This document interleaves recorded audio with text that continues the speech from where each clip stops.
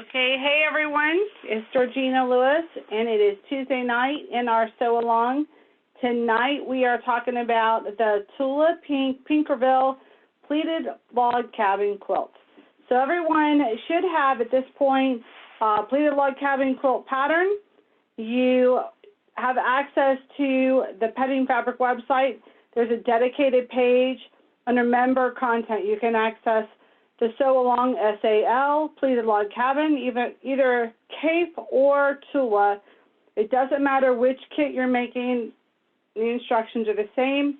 We've taken the Pleated Log Cabin instructions and we've adapted the pattern just slightly to accommodate some gorgeous fabrics and the centers of those fabrics. Now behind me, we've got some dots, solids, Pinkerville, and their signature berry dust fabric that we like. I'm going to show you some other fabrics here tonight, and we have 45 minutes to talk about the Pleated Log Cabin in Tula Pink.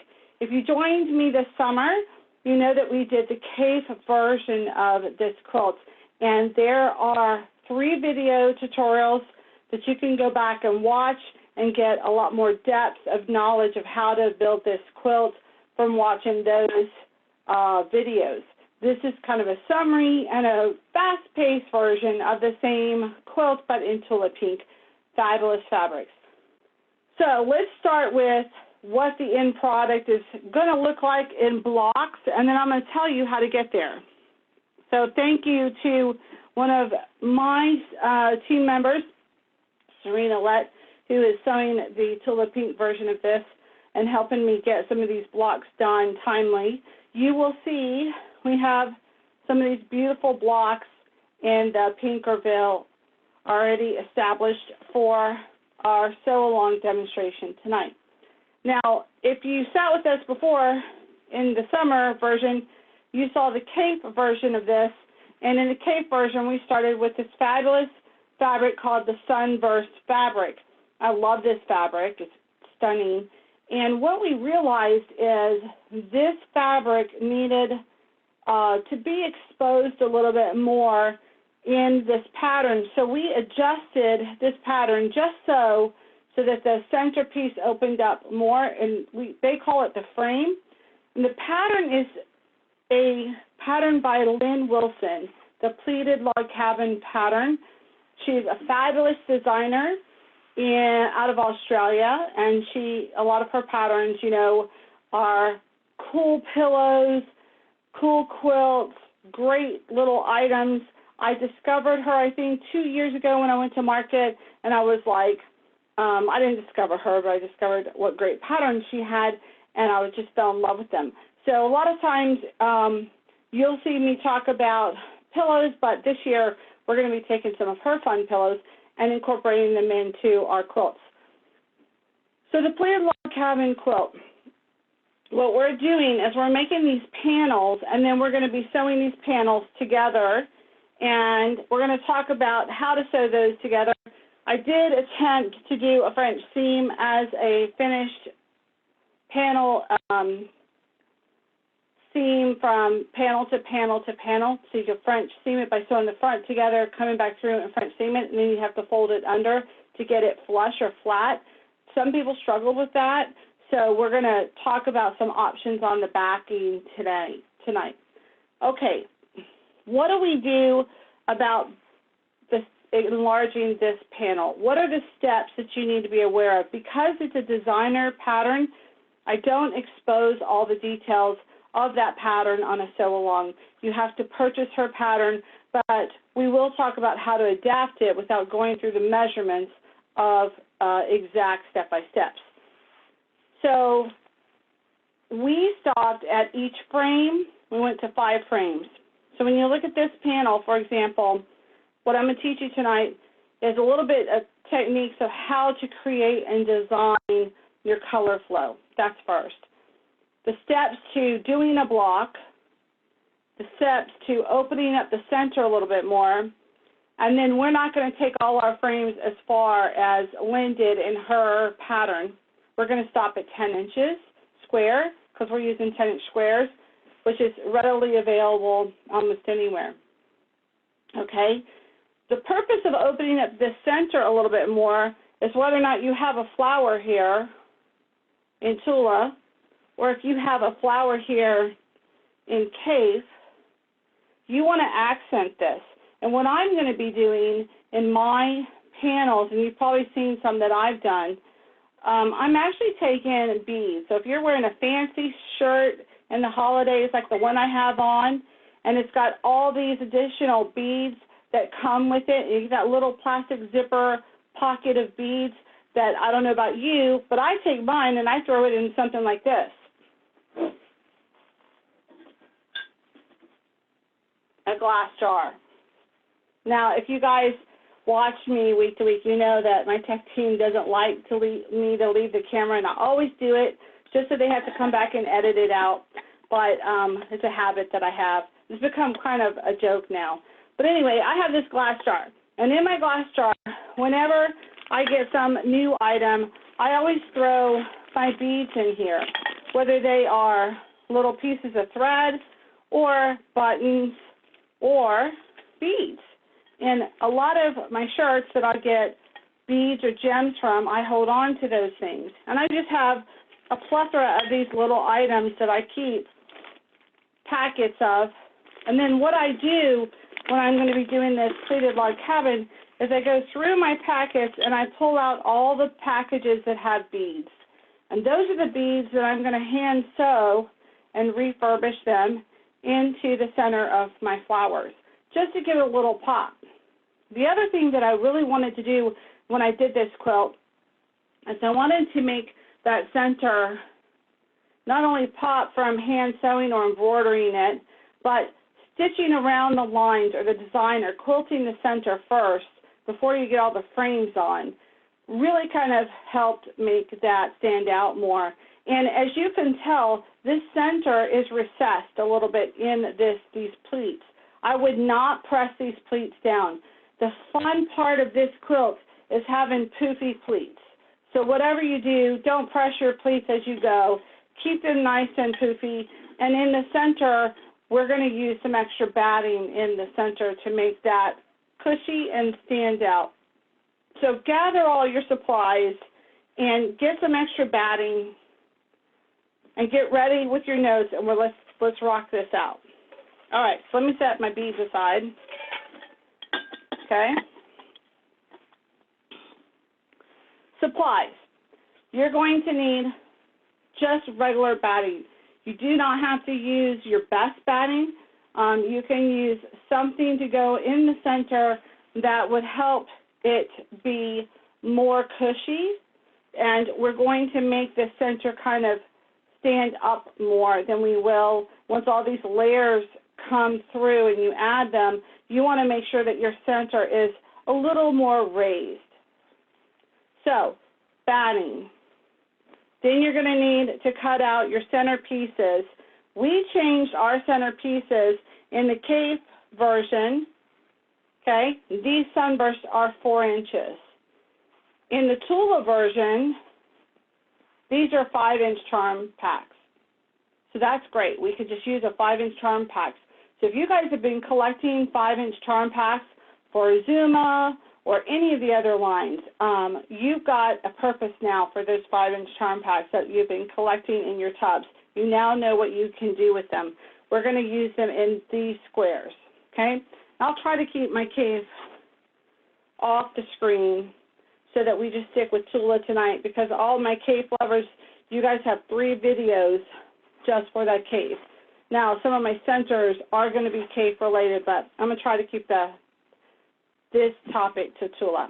Okay, so you've got batting, you cut out your centers or you get your 5-inch squares. You're then going to take all of your supplies and organize your fabrics. And what I did is I changed up my quilt to have Tula's pom-poms collection and her solids. So if you know in her pom-pom collection, she's got the dots. Okay, if you guys got a kit from me, you got a jelly roll in these dots. Okay, then we have the stripes. So these wonderful stripes. If you look at this, you go, wow, that's dark. I'm going to show you how that really works inside some of these pleated log cabins. So you have stripes. And then, in addition to that, we have solids. So I used a lot of Tula's solids, like you see behind me, in her collection. And if you're a Tula fan, what you know about her is that a lot of her different lines coordinate together, and they all coordinate around the same spots, dots, and solids. And her solids are not just generic solids. They are specific solids to her collections. So that makes it super easy if you have a jelly roll or a fat quarter or even yardage in her spots, dots, and stripes. They're all going to coordinate together, and you're going to be able to cross-reference these and cross-utilize these in the different quilts. So let's organize those. And I took all my dots, and I put all my dots together in a stack. Then I took all the stripes, and I put them together in a stack. So I'm going to walk you through how to actually lay out and design some of your pleated log cabins before you start sewing, okay? And then you have stripes. So you have dots, you have stripes, and then you have solids, and then you have her collection. And in this example, we've got the Pinkerville, which is fabulous. I mean, she did some really nice blues. She did blues in the Tula pink Zuma quilt. So that collection has a lot of blues, which is great. In this collection, we have to be careful. There's teals and purples, a lot of teals and purples. So we really have to balance that when we start to design this quilt, that the whole quilt doesn't look teal and purple. And I'm going to teach you how to do that. So now you've organized your fabrics into stacks. You've got your dots in one, your stripes in another, the prints you need to separate, and then you have your solids. And how I would separate your prints, I would take each pattern has a couple different colorways. So you have the owls, you have the pink owls, and you have the purple owls. Put those together by print, not by color. So, you know, you have the scallops, make sure you put those by print in the same stack, okay? Here's another owl. Then when you get to the flowers, put the flowers in the same stack. You've got the swans, put the swans in the same stack. So now you've separated by print, and you separated all your other supplies you're going to need. Okay, then the reason why, let me just give you a hint why we're doing this. It's because when we start to design our layers, we want to make sure that we don't repeat the same print in the same square. And there aren't that many prints. So you may go grab a color and go, this really works for me, but it's the same, you know, owl that you just put in row 2. You don't want it again in row 4 of your same block. So if you separate everything, you're only going to grab one dot, one stripe, one solid, one print, and a center, and you're going to be able to build around that. And that's really important to keeping the flow of the quilt going and having all the prints separated among all the blocks. So that's the next step. You've got your supplies, you've organized your prints, and now you're ready to start getting your blocks prepped. The first thing we do is you're going to need some 10-inch squares.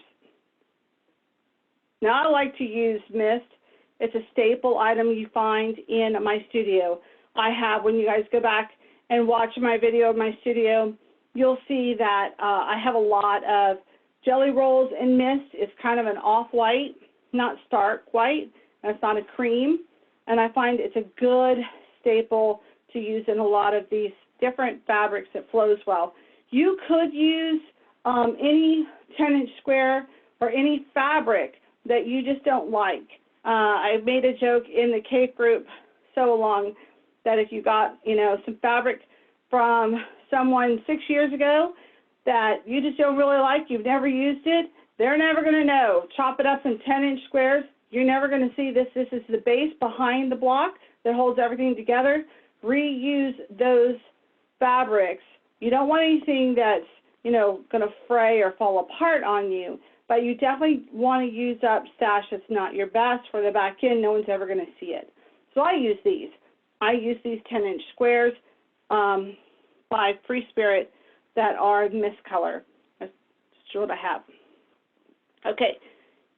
In the pattern, there were some things that some folks struggled with over the summer. So let me just simplify some steps for you. Maybe you can see this. You take your 10-inch square and you draw an X. You draw an X in the center, from corner to corner. You've got this center. That will help you square up your center pieces.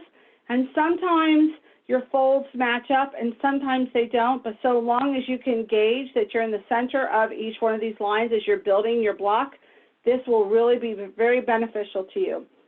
All right, we found that it matched up when we sewed, so I'll walk you through that. So the first thing you need is to prep all of these 10-inch squares. Now, after you sew all of this down, you're probably going to end up with a 9.5-inch finished block because they're going to be sewn together, 1/4 inch on each side, so a 9.5-inch block. Then you'll be able to gauge how many blocks you want to sew for width and height of your quilt.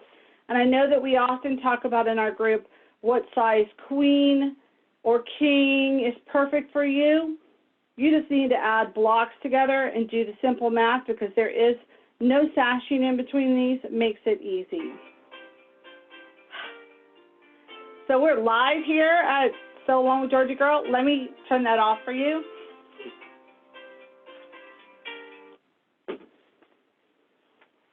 Okay, to continue. Sorry about that. So here you've got your blocks. You're going to prep them all and cut your 10-inch squares and go ahead and make your X's drawn on these. That will be your first step to prepping. The next thing you want to do is you also want to prep your centers. So whether you're using Cave or if you're using Tula, a 5-inch charm pack, right, whichever you're going to use, you're going to want to take these and you're going to want to press on the back a stabilizer. And I use the Shape Flex stabilizer. It's one of my favorite interfaces to press onto here. Now, if you're doing Cave, this all comes in one panel. So you can press all of your interface onto the back of that panel and then cut up your squares and you're perfect. If you're doing Tula and you have a charm pack or you're fussy cutting out of a fat quarter or yardage, then you're going to want to get each one and you're going to press a stabilizer onto each one of these, just like the directions say in Lynn's pattern. The other thing I want you to do is I want you to consider taking that batting and cutting up a center for the batting. Okay, so I have my center, I have it pressed with interface, and then I have a batting, and that little piece is underneath the center, because when I sew this down and I have this batting under here, I'm going to be able to embroider, hand stitch, or just quilt this flower or swan or whatever it is right there in the center of the block, giving it that poofy effect, raising that center back up, and it'll level out your quilt. Now, this is going to be a heavy quilt, some people would say, because of all the layers to the pleated folds, but I'll tell you that I prefer a heavy quilt, so I'm actually going to add even more batting when I get to my 4th row. All right, so here you go. You've got your center interface, your batting here, and then your square. You're going to take this and line this up corner to corner, and whether it's 4 inches or 5 inches, it will match up to the X in the corners. And then you will, what I did was I just stitched one side to hold it and make it stable, while I came in and I stitched in all of my design. Now, when I did the cave one, those are straight lines, so I kept my regular foot on there.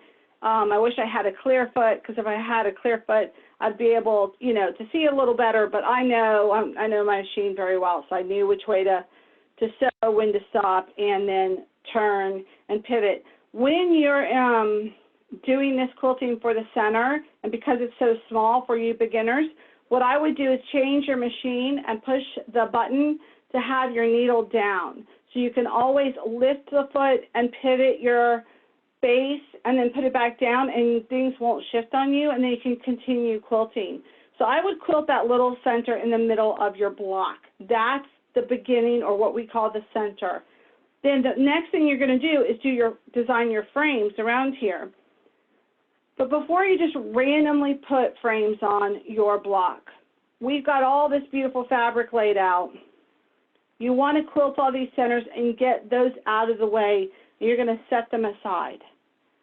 Now what I want you to do is plan your quilt. Plan it before you just randomly start sewing. I want you to go on the wall. I've got some worksheets, and worksheets is just a grid with an empty square box that you can put your swatch in there for any color you're doing.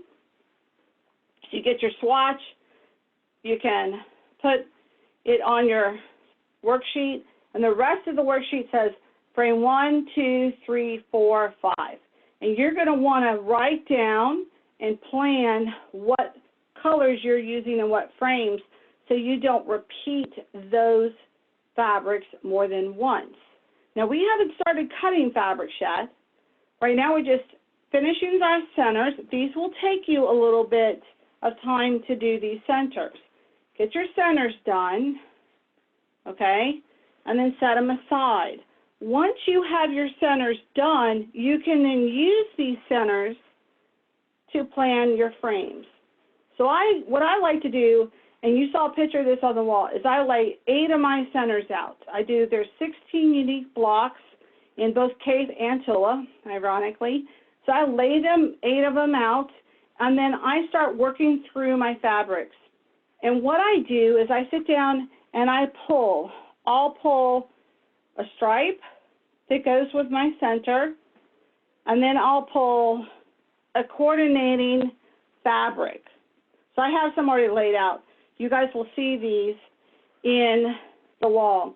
I'll pull a dot in turquoise and purple, right? Then I'll take a pink, and then a purple, and then a pink. Let me separate these just so you can see those.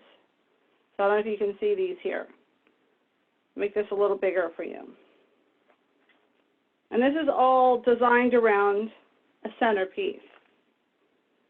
Okay? So if you're starting with your fabrics, like 10-inch squares or fat quarters, go ahead and lay them out, all of them. So here you see all of these different layers I have? I've taken them all, I folded them all, and I laid them out, and I've planned my quilt. I'm not going to cut all my fabrics when I may not use all my fabrics. I'm only going to cut once I know what I'm going to use. So I actually plan out 8 blocks at a time. And I lay out all my fabrics like this, folded, ready to use, and I set them aside. I've got my dots and my spots, and I start laying out my frames around the center. So I'll grab a center on this fabric. Let's pretend this is Tula, right? So I'll lay out my fabrics, and in this example, I've got the turquoise, the white, the pink, and the turquoise again, and this turquoise, and this pink. So I will lay these out, and I will put these on the center block right here, and I will set them aside. Now that I've set them aside, I can't reuse those. They're over here in my first block, which frees me up to not worrying about, did I reuse these in something else, or am I putting this fabulous purple owl that I love 8 times in 8 blocks? I'm not. It's aside.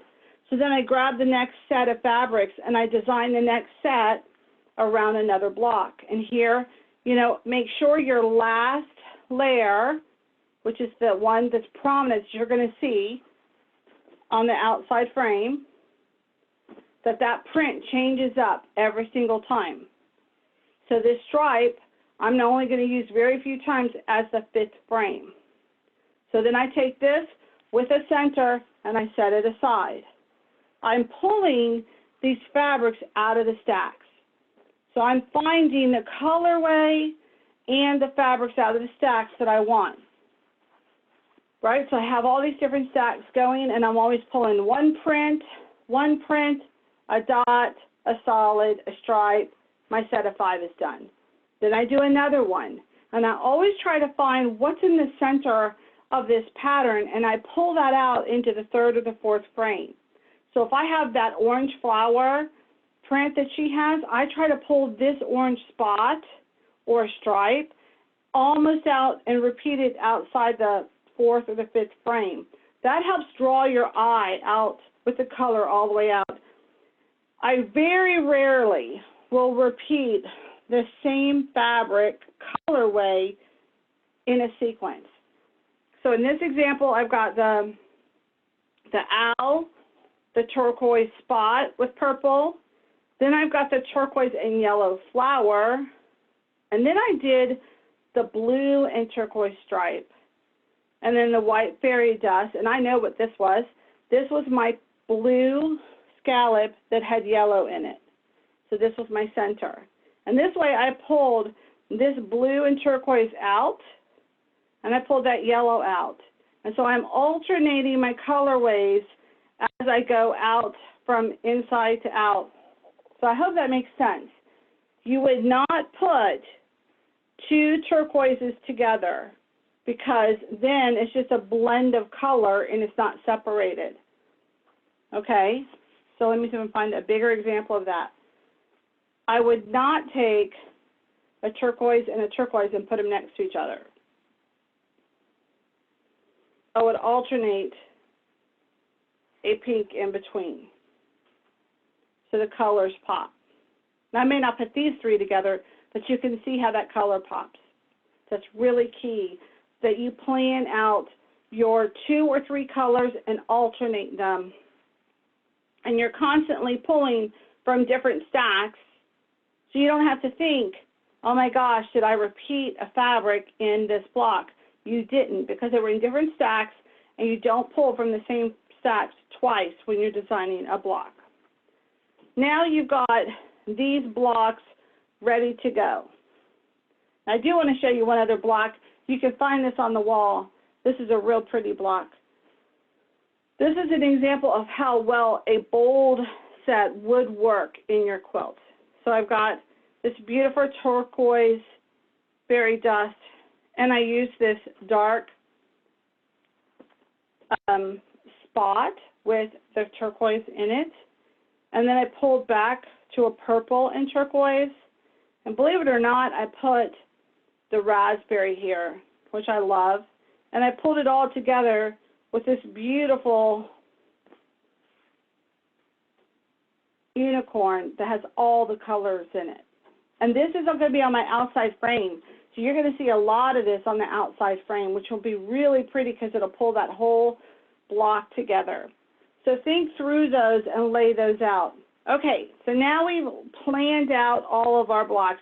If you struggle with laying out your blocks or how to make sure you flow the color, do not worry. I have examples on the wall. You are free to use them.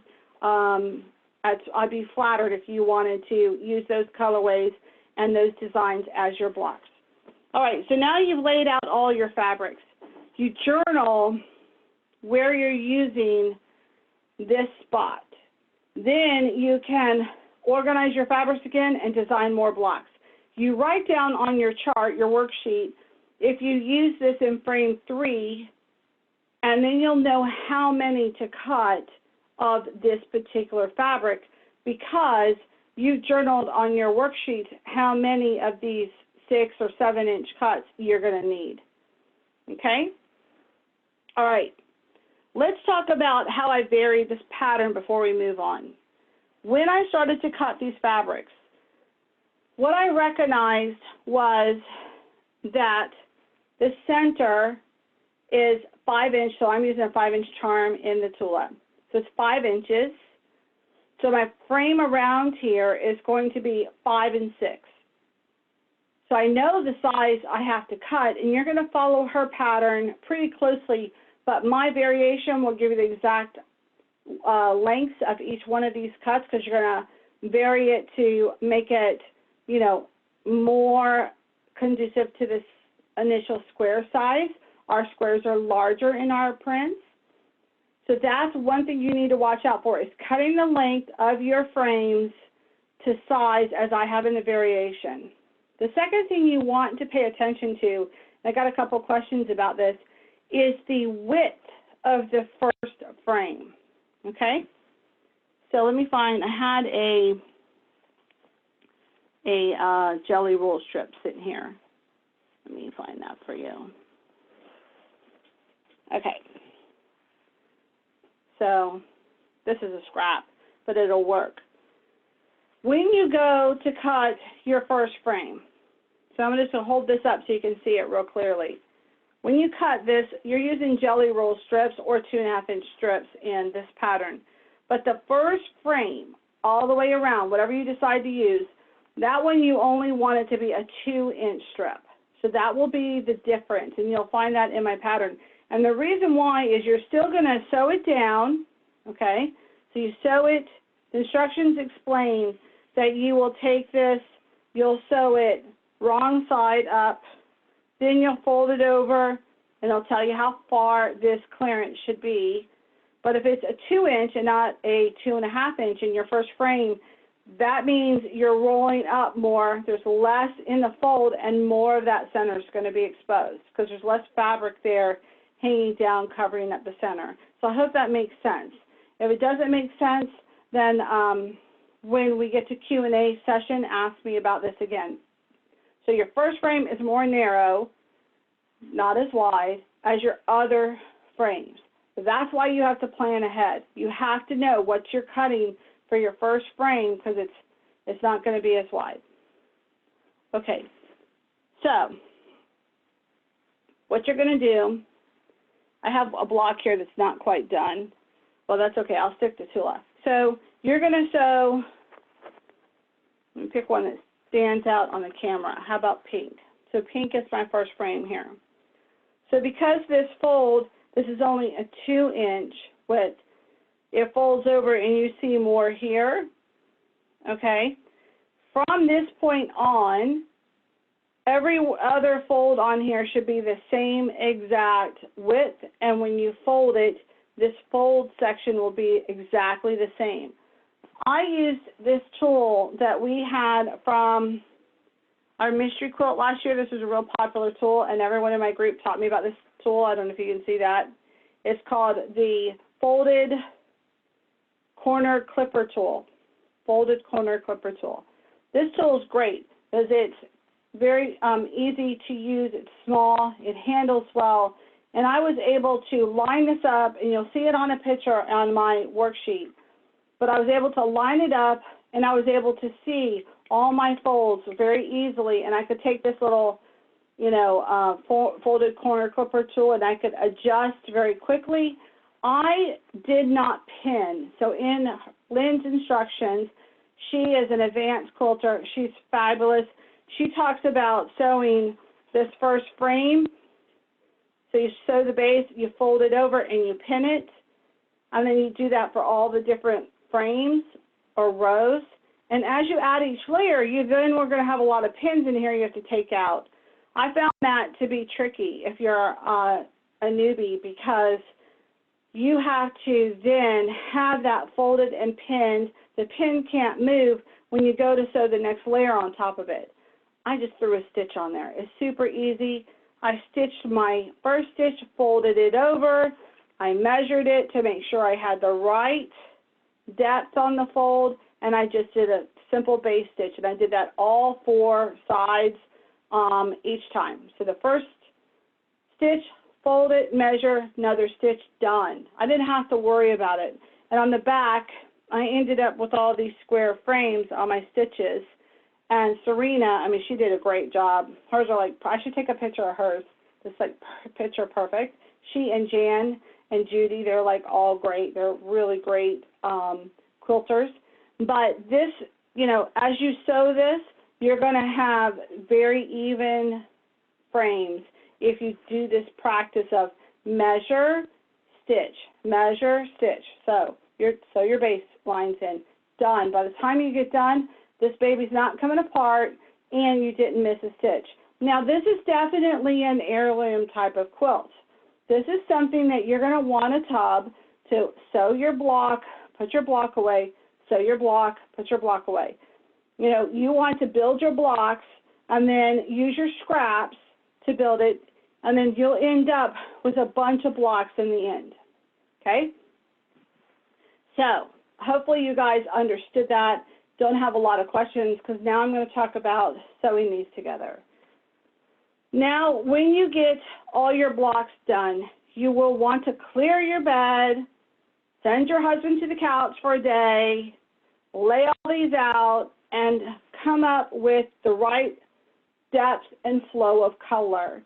If you did your job well and didn't repeat a lot, you're going to be able to mix up some of your purples, your teals, your pinks, your blues, and you will not have a quilt that is all turquoise. Not that we don't love turquoise, we love everything Tula, but we want to make sure that we flow this quilt very well. So we're going to lay out our blocks and figure out the order in which we want them to sew them together. And then we're going to do a row at a time. So we're going to sew this first row together. And you have some choices, but I'm going to simplify this. You can follow the directions of how Lynn has it.